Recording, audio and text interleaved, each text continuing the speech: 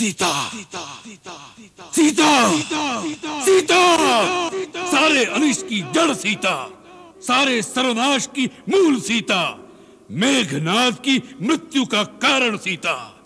आज उस अनर्थ की जड़ को ही हम मिटा देंगे, सीता को ही यमलोक पहुंचा देंगे, यमलोक।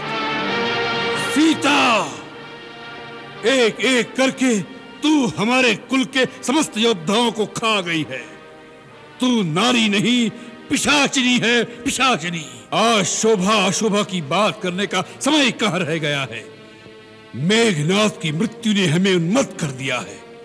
आज हमें आभास हो गया है कि त्रिलोक विजयी रावण के कुल के विनाश का मूल कारण सीता ही है।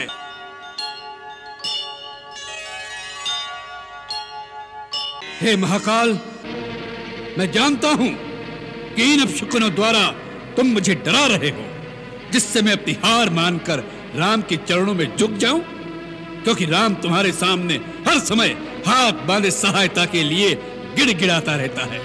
इसलिए तुम मेरी उपेक्षा करके राम का साथ देना चाहते हो। मैं ये भी जानता हूं कि तुम मुझे मेरे अहंकार का दंड देना चाहते हो, परंतु मैं अपने अहंकार को नहीं छोड़ सकता। मुझे अपनी शक्तियों पर अहंकार करने का पूर्ण अधिकार है। यह शक्तियां मुझे कोई दान में प्रदान नहीं हुई। मेरी कठोर तपस्या के उपलक्ष्य में कर्म के विधान के अनुसार तुम मुझे वह शक्तियां प्रदान करने के लिए विवश थे।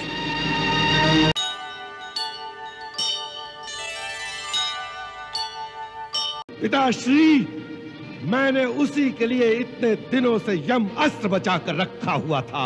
आज मैंने वही यम अस्त्र उस पर छोड़ दिया, परंतु लक्ष्मण ने एक ऐसी शक्ति चलाई जिसने मेरे अस्त्र को रास्ते में ही तेजहीन कर दिया। उसका तोड़ भी विभीषण ने ही बताया होगा। नहीं, उसका तोड़ देवताओं के सिवा इस धरती पर कोई नहीं जानता। तो क्या लक्ष्मण को देवताओं ने बता दिया? नहीं, उसे बताने की कोई आवश्यकता नहीं।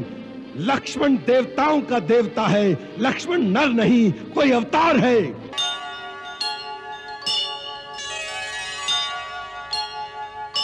निर्लज्ज, एक उचित योद्धा पर बाण चलाते हो।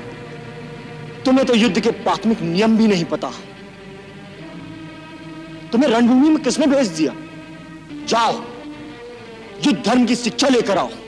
जो रणभूमि में आ गया वह हर प्रकार से वध करने योग्य हो जाता है। राक्षस वीरों का यही धर्म है। हम इन मानवीय भावनाओं की निर्बलता में नहीं फंसते। युद्ध का एक ही लक्ष्य है, जीत, वो किसी प्रकार भी हो। तुम ठीक कहते हो।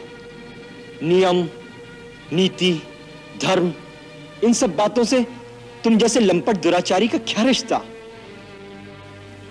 ये तो सभ्य लोगों की बातें हैं। तुम जैसे असभ्य जानवरों को ये बातें समझ में नहीं आएंगी।